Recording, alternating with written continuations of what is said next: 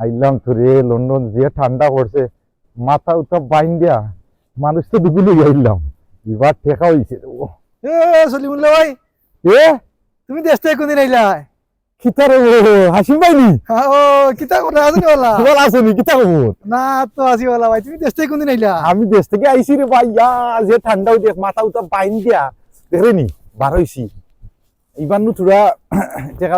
income করে লিছি বানাই লিছো নি ওই ওই লম্বা জ্যাকেট লাগাইছো রে বাবা লাম্পা জ্যাকেট নাই নি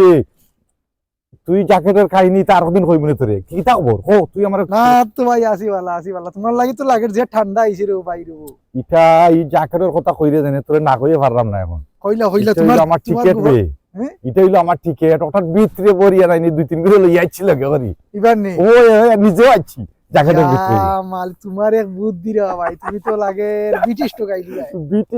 ব্রিটিশের দেশে জন্মইলে তো ব্রিটিশের তোরা বুদ্ধি থাকবো না নি এ খিতা মাতুস তুই বুদ্ধি আছে রে ভাই বুদ্ধি আছে তোমার বুদ্ধি আছে বুদ্ধি আছে তোমারে ফলো করা লাগবো ইয়ে